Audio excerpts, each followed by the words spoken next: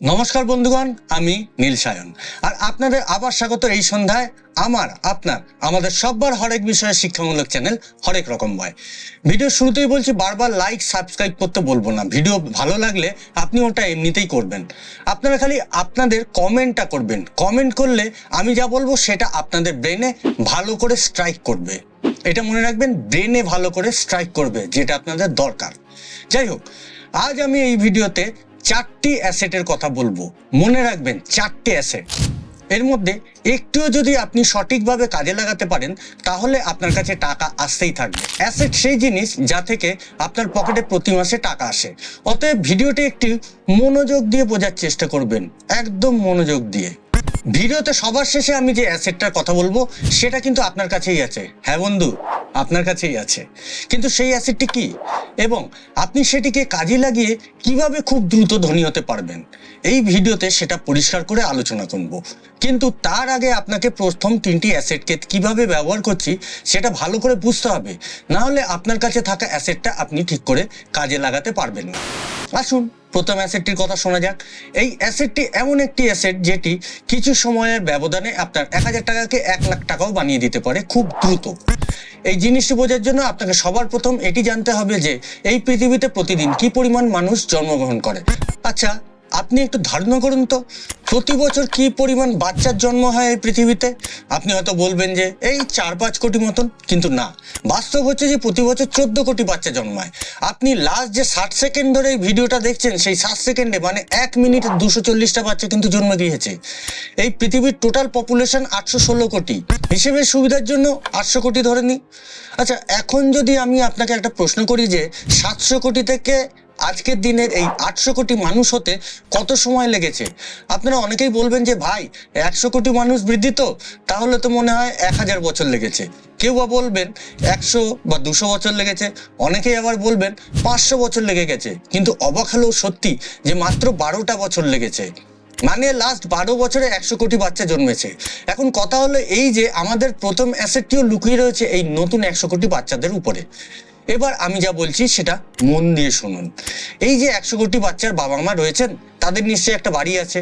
এবার গত 12টা বছর ধরে এই যে 100 কোটি বাচ্চা জন্মেছে, তাদের মধ্যে এখন কেউ স্কুলে যাচ্ছে, কেউ হয়তো বা প্রি স্কুল পড়ছে, কেউ হয়তো খুবই ছোট, কেউ ক্লাস 5-6-এ পড়ছেন। মনে রাখবেন, আজকে থেকে 12টা বা 14টা বছর পর এদের বয়স মোটামুটি 21 পার হয়ে যাবে। আর 21 পার হয়ে যাওয়ার পর এই বাচ্চাদের অনেকেই বিয়ে করে ফেলবে। মানে 22, 23, 24 বছর বয়সে অনেকেই বিয়ে করে ফেলবে। এখন বিয়ের পর সেই বাচ্চারা কি তাদের বাবা মায়ের সাথে সেই একই বাড়িটায় থাকতে পারবে? সবার কিন্তু অনেক বড় বাড়ি নেই। অনেক মানুষ রয়েছেন যারা একটি মাত্র ফ্ল্যাটে থাকে। সুতরাং এই বাচ্চাগুলোর বিয়ের পর নতুন একটা জায়গা লাগবে। এবার কেউ ফ্ল্যাট কিনবে, কেউ ছোট বা বড় বাড়ি কিনবে, কেউ ফ্ল্যাট বা বাড়ি ভাড়া নেবে। এবার আপনি একটু ভেবে দেখুন তো, গত 12 বছরে যেখানে 100 কোটি বাচ্চার জন্ম হলো, আবার নিশ্চয়ই নেক্সট 8 থেকে 10 বছরে আরো 100 কোটি বেড়ে যাবে। ভাবুন তো, এভাবে মানুষ বাড়তে থাকলে কি পরিমাণ মানুষের চাপ আমাদের শহরে পড়ছে। আর এজন্যই একটা জিনিস খেয়াল করুন, আমাদের কলকাতা, আগরতলা বা ঢাকায়, মানে দুই দেশে বাঙালিদের মূল 3টে শহরে কি পরিমাণ মানুষ বেড়ে যাচ্ছে। এইসব মূল শহরগুলোর আশেপাশের এলাকাগুলো ফ্ল্যাটে ভর্তি হয়ে যাচ্ছে। আর এর কারণ কিছুই না, মানুষের নতুন জায়গা প্রয়োজন থাকার জন্য। কিছু মানুষ সেখানে বিল্ডিং করে সেই জায়গাটাকে ভাড়া দেবে, নতুন মানুষ সেখানে থাকবে।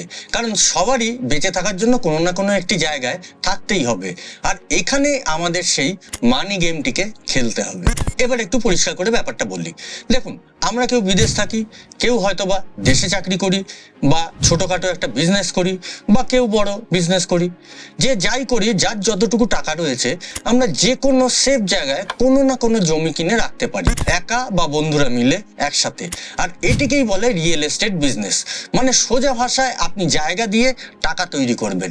এই পৃথিবীর সবচেয়ে বিজ্ঞ বিজনেসম্যান হচ্ছেন ওয়ারেন বাফেট। আর এই ওয়ারেন বাফেট সফল বিজনেসের একটা অংশই কিন্তু এই রিয়েল এস্টেট বিজনেস। তাহলে বুঝতে পারছেন যে এই মানুষ বৃদ্ধি আর চাহিদার চাপের কারণে আপনি যে কোনো জায়গায় যে কোনো একটা ছোটখাটো জায়গা কিনলেই সেই জায়গা থেকে একটা সময় আপনার পকেটে টাকা আসতেই থাকবে, মাত্র কিছু সময়ের ব্যবধানে।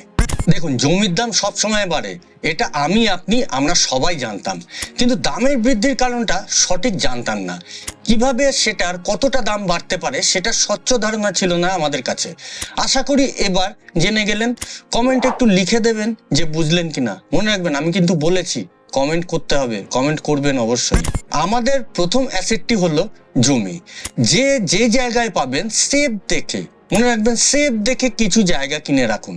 এবার দ্বিতীয় অ্যাসেট, এই পৃথিবীতে যারাই কোটিপতি আর যারাই রোডপতি মানে গরিব, তাদের মধ্যে প্রধান পার্থক্যটি কি জানেন? সেটি হলো ফিনান্সিয়াল নলেজ বা টাকা পয়সার জ্ঞান। ফিনান্সিয়াল নলেজ হচ্ছে ধনী লোকেদের ভাষা।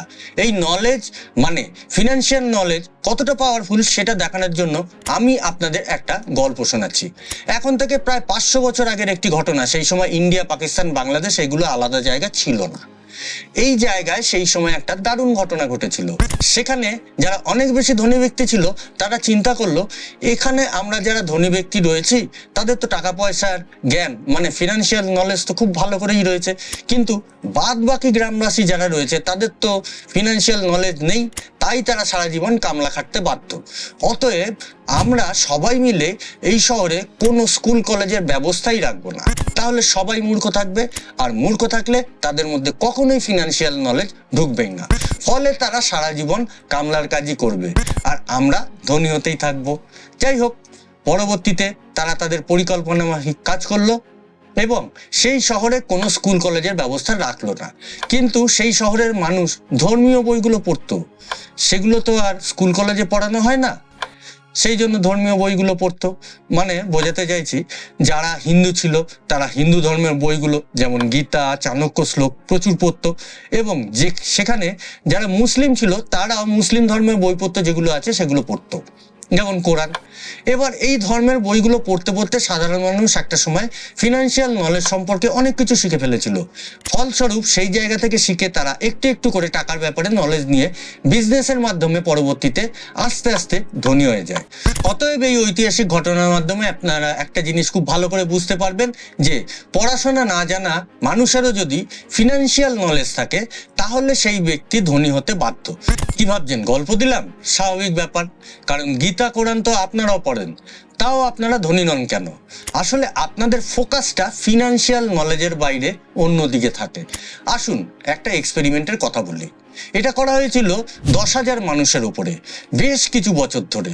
প্রতি মিনিটে সেই 10,000 মানুষগুলোর সব কিছু ট্র্যাক করা হয়েছিল। সেই ট্র্যাকিংয়ে এটি খেয়াল করা হচ্ছিল যে কোন ব্যক্তিরা প্রচুর ধনী হয়ে যাচ্ছে।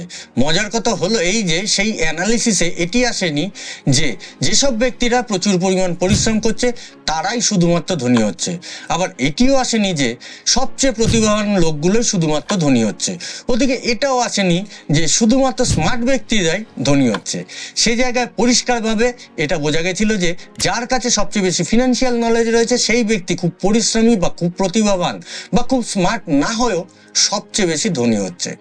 দেখুন, যদি আপনাকে সত্যিই ধনী হতে হয় তাহলে আপনি সেই কাজগুলো করা বাদ দিয়ে দিন যেগুলো একজন গরিব মানুষ করে। আচ্ছা, আপনি আমাকে একটা কথা বলুন তো, আপনাদের মধ্যে কজন ব্যক্তি স্টক মার্কেট সম্বন্ধে প্রচুর জানার চেষ্টা করেন?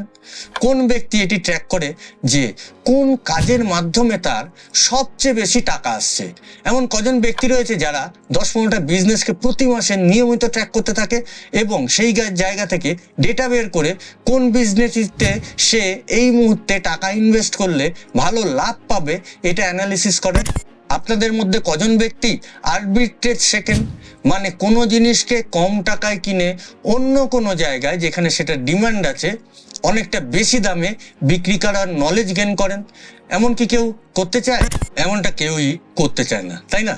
শুনতে খারাপ লাগবে, কিন্তু এটাই সত্যি যে কি বিষয়ে মানুষ মানে আপনারা প্রচুর পড়াশোনা করেন জানেন? শাহরুখ খান এই মুহূর্তে কি করছে, পরিমণি কটা প্রেম করছে, সালমান খান বিয়ে করলো কিনা, এইসব হার জিত খেলার অংশ।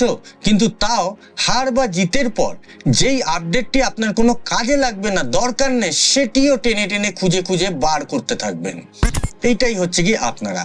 এখন আপনি বলুন তো, সালমান খান বিয়ে করলে কি আপনি ধনী হবেন, নাকি পরিমণি প্রেম করলে আপনার ব্যাংক ব্যালেন্স বাড়বে? কিন্তু ধনী লোকেরা কি এই ইনফরমেশনগুলো রাখে না? খুব ভালো করে রাখে। কিন্তু যতটা প্রয়োজন ততটা রাখে, অতিরিক্ত নয়। আর সেটার জন্য সারাদিনের বদলে তারা 8 ঘন্টার বেশি খরচা করেন না। তারা সারাদিনের বেশিরভাগ সময় প্রতিটা মিনিট ব্যয় করে সেগুলো জানার জন্য যেগুলো একটু আগে বললাম, মানে share market, investing, business data analysis, arbitrage, এইসব। এবার আপনি বলুন তো যে তারা ধনী হবে নাকি আপনি ধনী হবেন? তাই যে করেই হোক ফিনান্সিয়াল নলেজ আপনার মধ্যে থাকতেই হবে যদি আপনি ধনী হতে চান। আর সেটার জন্য নিজের রোজকার সময় কিভাবে খরচা করবেন সেই মেন্টালিটি আর ম্যাচুরিটি আপনাকে আনতেই হবে। কারণ শাহরুখ, সালমান বা পরিমণি নয়, এই ফিনান্সিয়াল নলেজই আমাদের সেকেন্ড অ্যাসেট। 3 নম্বর পয়েন্টে চলে আসি, হাই ভ্যালু স্কিল। স্কিল মানে কি আপনারা জানেন? দেখুন, ধনী হওয়ার ক্ষেত্রে সবচেয়ে বেশি ইম্পর্টেন্ট হচ্ছে যে কোনো একটা বা দুটো বা 3 বিষয়ে নিজেরকে সম্পূর্ণ এক্সপার্ট বানিয়ে ফেলা। তবে অবশ্যই সেই বিষয়টির ডিমান্ড কিন্তু বাজারে থাকতে হবে, মানে সেই স্কিলটির ভ্যালু বাজারে থাকতে হবে। দেখুন, একটা হাই ভ্যালু স্কিলই একটা সাধারণ ব্যক্তিকে ধনী বানিয়ে দেয়। আর এই হাই ভ্যালু স্কিল না শেখার জন্য একটা সাধারণ মানুষ সারা জীবন গরিব থেকে যায়। এইটা হচ্ছে গিয়ে ফ্যাক্ট। কাউকে ছোট করছি না, কিন্তু দেখুন, একটা বিল্ডিং এ কাজ করা একটা মজদুর সারাদিনে 500 বা 700 টাকা কামায় ঠিকই, কিন্তু সেই একই বিল্ডিং এ কাজ করা একজন ইঞ্জিনিয়ার প্রতিদিন আয় করে 10,000 টাকা। আর ঠিক সেই সেম বিল্ডিংটি যে বিল্ডার বানাচ্ছে সে ডেইলি আয় করে কত? 1 লাখ টাকা। তার মানে এখানে সেই একই রক্তের মাংসের মানুষ শুধুমাত্র স্কিল ভ্যালুর কারণে কেউ 700, কেউ 10,000, কেউ 1 লাখ টাকা কামাচ্ছে। এবার বিষয়টা নির্ভর করছে আপনার উপর। আপনি হাই ভ্যালু স্কিল না শিখে মজদুর হতে পারেন, অনেক পড়াশোনা করে ইঞ্জিনিয়ার হয়ে যেতে পারেন, আবার ইঞ্জিনিয়ারিং করার পর ফাইন্যান্সিয়াল নলেজ গেইন করে বিজনেস স্কিল শিখে নিজেই বিজনেসম্যান বা বিল্ডারের পার্টনার হয়ে যেতে পারেন। সুতরাং গোটা বিষয়টা আপনার উপর। দেখুন, খুবই সাধারণ বা সিম্পল একটা হাই ভ্যালু স্কিল শিখেও অনেক বেশি ধনী হওয়া যায়। Time management. এটি শিখে আপনি আপনার সারাদিনের প্রতিটা মিনিটকে ট্র্যাক করুন। এবার আপনি সেই ডেটা থেকে এটি খুঁজে বের করুন যে আপনি আপনার দিনের প্রতিটা মিনিটকে কোথায় কোথায় ব্যয় করছেন। এটা যদি আপনি দিন 15 করেন তাহলে আপনি স্পষ্ট দেখতে পাবেন যে কোন কাজ বা চিন্তা ভাবনা আপনার সময়কে খরচা করছে কিন্তু রিটার্ন নেই, সোজা ভাষায় সময়কে নষ্ট করে দিচ্ছে। এবার সেই কাজ বা চিন্তাগুলোকে বাদ দিয়ে সেই সময়গুলোতে হাই প্রোডাক্টিভ কাজ বা চিন্তা অ্যাড করার ট্রাই করুন। আর সারাদিন কিছু না কিছু কনস্ট্রাকটিভ কাজ করতে চেষ্টা করুন। দেখবেন যে আপনি যদি এই ট্র্যাকটি একবার করে ফেলতে পারেন তাহলে আপনার জন্য বহু দরজা খুলে যাবে। এখানে আরেকটা জিনিস আপনাকে অ্যাড করতে হবে। আপনি যখনই আপনার পুরো দিনকে ট্র্যাক করে সম্পূর্ণ হাই ভ্যালু প্রোডাক্টিভ কাজ দিয়ে ভরতে থাকবেন, তখন দিনের মধ্যে মাত্র 30টা মিনিট, মাত্র, বেশি না, মাত্র 30টা মিনিট নিজের জন্য কাজে লাগবে। এরকম নতুন কিছু আইডিয়া খুঁজে বের করতে থাকুন যেগুলোতে এই মুহূর্তে সারা বিশ্বে টাকা কামানো হচ্ছে। যে যা বলছে শুনবেন না, নিজে শ্যুট করবে এরকম কিছু বের করুন। আপনার যেটা শ্যুট করবে না অন্য কেউ বললেও সেটা কিন্তু আপনার দ্বারা হবে না, হওয়াটা প্রচন্ড কঠিন। নিজের যেটা শ্যুট করবেন সেটাই কিন্তু বার করুন। এটুকু বিশ্বাস করতে পারেন যে আপনারা যদি প্রতিদিন একটা কাগজ কলম নিয়ে মাত্র 30টা মিনিট বিভিন্ন ধরনের বিজনেসের আইডিয়াগুলোকে খুঁজে বের করতে থাকেন তাহলে বেশি দিন সময় লাগবে না, খুব তাড়াতাড়ি আপনি আপনার কাঙ্ক্ষিত বিজনেসটি বা কাজটি খুঁজে পেয়ে যাবেন। এবার সেই জায়গায় আপনি আপনার সময় এবং টাকাকে ইনভেস্ট করুন। দেখবেন ধনী হতে আপনার খুব একটা সময় লাগবে না যদি আপনার ফাইন্যান্সিয়াল নলেজ থাকে। আপনি যখন টাইম ম্যানেজমেন্টে নিজেকে মাজা কষা করে ফেলতে পারবেন, তারপর এর সাথে সাথে আরো বেশ কিছু স্কিল নিজের জন্য অ্যাড করে নিতে পারেন, যেমন communication skill, leadership, problem solving, project management, emotional intelligence, এই ধরনের আরো বেশ কিছু বিষয় রয়েছে। এগুলো আপনার একটু কষ্ট করে অনলাইন থেকে ঘেটে ঘেটে শিখে নিতে হবে। কোনো ইনস্টিটিউট নামের ফ্যাক্টরিতে যেতে হবে না এইসব জানার জন্য।